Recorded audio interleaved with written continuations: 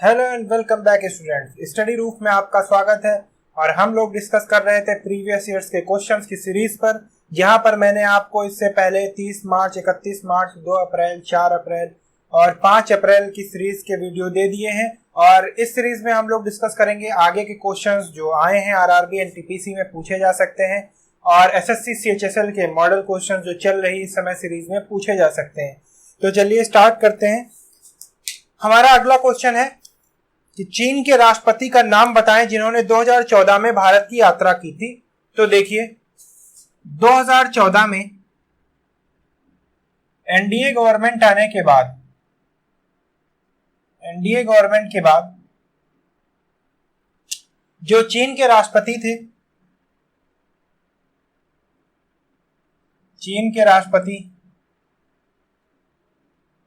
Xi Jinping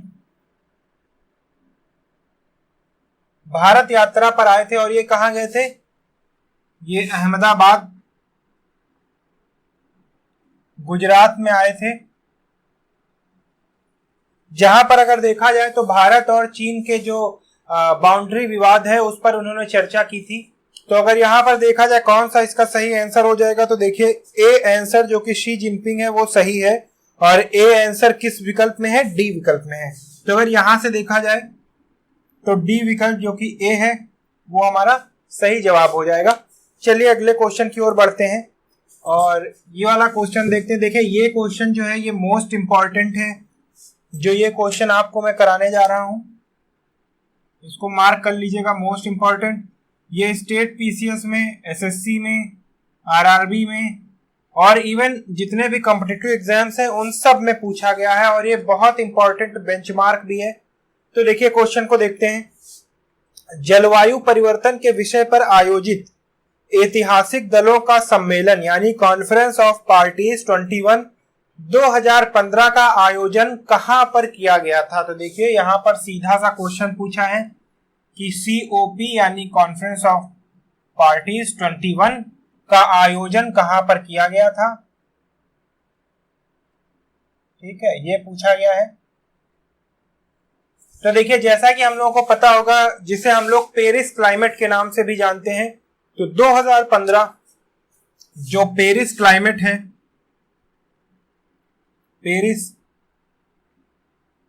climate summit, actual में उसका official नाम है COP 21 या conference of parties to the 21 यानी 21वीं बैठक कॉन्फ्रेंस ऑफ पार्टीज की जो सन 1992 से जोड़ी जा रही है वो एक्चुअल में पेरिस में हुई थी। और यहां पर सबसे पहली बात यह है कि SDG यानी सस्टेनेबल डेवलपमेंट गोल्स, सतत विकास लक्ष्यों की अवधारणा दी गई थी। और SDG का जो लक्ष्य है वो 2015 से 2030 तक के लिए रखा गया है। और इससे पहले देखिए मिलेनियम डेवलपमेंट गोल्स था जिसका लक्ष्य सन 2000 से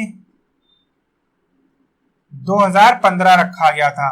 तो ये प्रथम चरण था और ये इसका दूसरा चरण था। तो इसलिए ये बहुत इंपॉर्टेंट है क्योंकि यहाँ पर सस्टेनेबल डेवलपमेंट गोल्स के लक्ष्य दिए गए थे पहली बार और ये कहां पर हुई थी? पेरिस में। तो देखिए सही जवाब कौन सा है? सी विकल्प इसका सही आंसर हो जाएगा। और ये बहुत इंपॉर्टेंट, आपको ये सारी चीजें याद रखनी है। ठीक है, कि कहां पर हुआ था, कम से कम ये समिट तो याद ही रखना है। चलिए अगला क्वेश्चन देखते हैं। अगला क्वेश्चन है निम्नलिखित में से कौन सा समूह से संबंध नहीं है? मींस ऑड वन आउट आपको निकालना है। 3 एक जैसे होंगे और एक जो चौथा है वो अलग होगा, हमें वो देखना है। तो देखिए सबसे पहला है जो हमें दिया हुआ है वो है पांडा ग्लोबल। ए ऑप्शन दिया है पांडा ग्लोबल, बी ऑप्शन दिया है रैबिट, सी आंसर दिया है अवास्ट और डी ऑप्शन दिया है कैस्पर स्काई। तो देखिए अगर पांडा ग्लोबल की बात की जाए, अगर पांडा ग्लोबल की यहां पर बात की जाती है तो पांडा ग्लोबल एक एंटीवायरस है। अगर रैबिट की बात की जाए तो ये एक एनिमल है। अवास्ट की बात की जाए तो ये भी एक एंटीवायरस है, और कैस्पर स्काई भी एक एंटीवायरस है। एंटीवायरस क्या होते हैं? देखिए, कंप्यूटर में वायरस से लड़ने के लिए जो वायरस प्रतिरोधी सॉफ्टवेयर बनाए जाते हैं उन्हें एंटीवायरस कहा जाता है। ये कंप्यूटर को वायरस से बचाने में काम आते हैं। तो बाकी ये तीन तो एंटीवायरस है, लेकिन रैबिट जो है वो एक एनिमल है। तो सीधे सीधे हमें तार्किक रूप से दिख रहा है कि जो रैबिट है वो हमारा अलग होगा। तो यहां से सही जवाब हमारा क्या हो जाएगा? बी हमारा सही जवाब हो जाएगा। चलिए अगले क्वेश्चन की ओर बढ़ते हैं और देखते हैं हमारा अगला क्वेश्चन कौन सा है।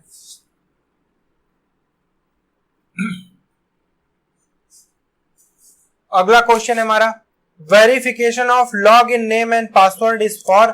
देखिए, ये पूछा गया है, कंप्यूटर से आधारित क्वेश्चन है, कंप्यूटर से पूछा गया है और इसमें पूछा है कि जो लॉग इन होता है, कभी कभी आप लोग देखते होंगे कि आप लोग फेसबुक में जब कभी एंटर करते हैं तो लॉगिन पूछता है, यूजर नेम पासवर्ड, इंस्टाग्राम में लॉगिन पूछता है, हर एक जगह। इनफैक्ट अगर बैंकिंग सर्विसेज भी आप ले रहे हैं तो भी आपके लॉगिन आईडी और पासवर्ड पूछता होगा। तो वो ये पूछ रहा है कि एक्चुअली वो है क्या, वो लॉगिन जो यूजर नेम और पासवर्ड पूछता है आखिर वो किस लिए होता है। पूरा सवाल ये है। सवाल में एक्चुअली पूछा गया है कि जो लॉगिन में आपका लॉगिन यूजर आईडी और पासवर्ड है वो किस लिए इस्तेमाल किया जाता है। तो देखिए, ये एक तरीके के लिए आप ये कह सकते हैं कि यूजर यानी जो उपयोग करता है उसको ऑथेंटिकेट या सत्यापित करने के लिए इस्तेमाल किया जाता है। तो लॉगिन आईडी और पासवर्ड का इस्तेमाल जो उपयोगकर्ता होता है उसके सत्यापन के लिए किया जाता है, यानी कि एक्चुअल में आप वही हैं जो प्रवेश करना चाहते हैं, इसको सत्यापित करने के लिए आपसे यूजर आईडी और पासवर्ड मांगा जाता है। तो यहाँ पर सही विकल्प देख लेते हैं क्या होगा, ऑथेंटिकेट द यूजर, यानी सत्यापन करने के लिए उपयोगकर्ता का। तो ये इसका सही जवाब हो जाएगा। तो देखिए, ए इसका सही जवाब है। और ए किस विकल्प में है? देखिए, ए हमारा बी विकल्प में है, यानी बी इसका सही जवाब हो जाएगा। चलिए फिर अगले क्वेश्चन की ओर देखते हैं। देखिए, कंप्यूटर के जो सीरीज के क्वेश्चन आ रहे हैं वो बहुत आसान है, इतने कठिन नहीं और आसानी से किए जा सकते हैं। अगर आप थोड़ा सा ध्यान देते हैं और हमारी क्लास को लगातार आप फॉलो कर रहे हैं तो आपके लिए जरा भी मुश्किल नहीं होगा। तो चलिए अगले क्वेश्चन को देखते हैं। और हमारा अगला क्वेश्चन है, which of the following is not alkaline. ठीक है, तो इसमें यह पूछा है कि इन दिए गए तत्वों में से कौन सा तत्व अल्कली नहीं है। ठीक है, तो देखिए कौन सा तत्व अल्कली नहीं है, हमें यह बताना है कि कौन सा तत्व अल्कली नहीं है। तो देखिए, सबसे पहला आपको आंसर क्वेश्चन दिया हुआ है सोडियम। तो देखिए, सोडियम एक अल्कली मेटल होता है। ठीक है, सोडियम अल्कली मेटल होता है। और अगर दूसरा विकल्प देखें तो दूसरे विकल्प में दिया है हमें पोटेशियम। तो देखिए, पोटेशियम भी अल्कली होता है। पोटेशियम यानी के, सोडियम यानी Na, ये भी देखिए अल्कली होता है। और सी विकल्प है हमारा लिथियम। तो देखिए, लिथियम जो है जिससे हमारे मोबाइल की बैटरी बनती है, ये भी अल्कली मेटल होता है।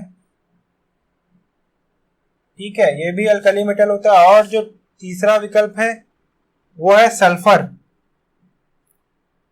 तो देखिए, अगर सल्फर की बात करें हम लोग तो सल्फर अल्कली नहीं होता है। तो यहां से सही जवाब कौन सा हमारा हो जाएगा?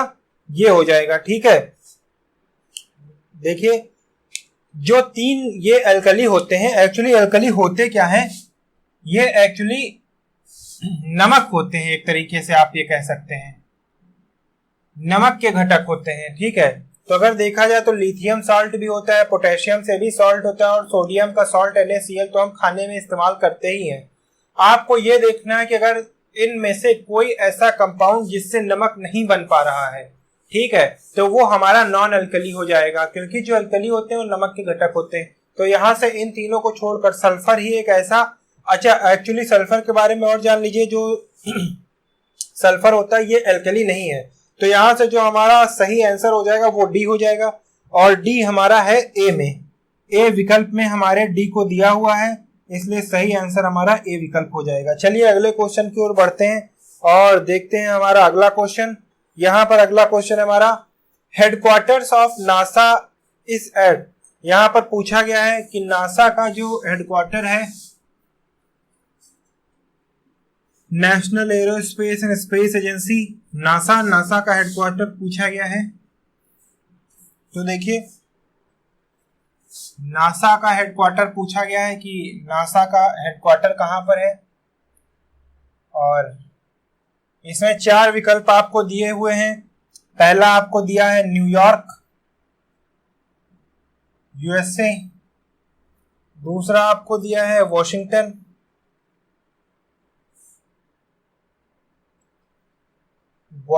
दिया हुआ है। तीसरा आपको दिया हुआ है बोस्टन, और चौथा दिया हुआ है आपको टेक्सास। तो देखिए अगर हम नासा के हेडक्वार्टर की बात करें तो ये है वॉशिंगटन डिस्ट्रिक्ट ऑफ कोलंबिया, यानी वॉशिंगटन डीसी में, वॉशिंगटन डीसी यूएसए। तो यहां से जो हमारा सही जवाब है वो क्या हो जाएगा, वॉशिंगटन हो जाएगा। वॉशिंगटन प्रांत के वॉशिंगटन डीसी शहर में है। और ये देखिए अगर यहां से हम आंसर अपना देखना चाहें तो कौन सा आंसर सही हो जाएगा, हमारा डी आंसर सही हो जाएगा, जो कि है बी। डी आंसर हमारा सही हो जाएगा, वॉशिंगटन। चलिए अगले क्वेश्चन की ओर बढ़ते हैं। देखिए ये सब क्वेश्चंस बहुत आसान आते हैं, अगर आप थोड़ा सा अपना फोकस रखते हैं तो आसानी से ये सारे क्वेश्चन हो सकते हैं और आप एग्जाम निकाल सकते हैं। चलिए अगले क्वेश्चन की ओर बढ़ते हैं।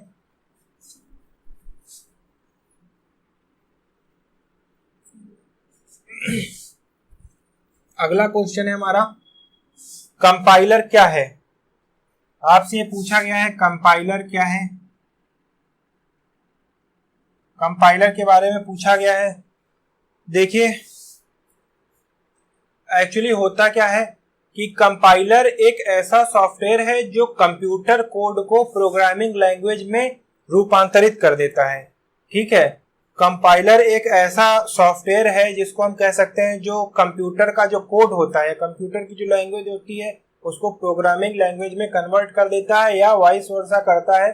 तो इससे मिलने जुलने वाले आंसर को हम ढूंढते हैं। हमारे विकल्पों में क्या दिया हुआ है, पहला हार्डवेयर दिया हुआ है। ठीक है, तो हार्डवेयर तो है नहीं, ये एक सॉफ्टवेयर है, तो ये आंसर हमारा नहीं हो जाएगा। दूसरा विकल्प दिया हुआ है सॉफ्टवेयर, जी हाँ सॉफ्टवेयर तो है। सी है ना तो hardware, not a hardware, not a hardware and not a software, and not a software. तो देखिए ये भी नहीं होगा, हमें एक अपना आंसर मिल गया और वो है सॉफ्टवेयर। तो कंपाइलर के बारे में हम लोगों ने जाना, कंपाइलर क्या करता है, कंप्यूटर कोड को प्रोग्रामिंग लैंग्वेज में रूपांतरित कर देता है या ट्रांसलेट कर देता है। तो कंपाइलर हमारा एक सॉफ्टवेयर हो जाएगा। चलिए तो इस हिसाब से हमारा सही आंसर क्या हो जाएगा, हमारा सही आंसर है सी हो जाएगा, सी जो कि है बी, सही आंसर हो जाएगा। चलिए अगले क्वेश्चन की ओर बढ़ते हैं और देखते हैं हम लोग अपना अगला क्वेश्चन।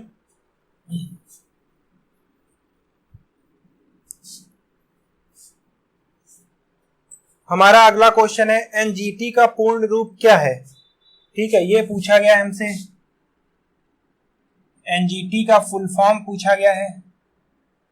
ठीक है, और ये मोस्ट इंपॉर्टेंट क्वेश्चन है, कई बार पूछा गया है, तो इससे जुड़े कई तथ्यों के बारे में हम लोग डिस्कस करेंगे। यहां पर देखिए अगर एनजीटी की बात करें तो ये होता है national green tribunal, national green tribunal.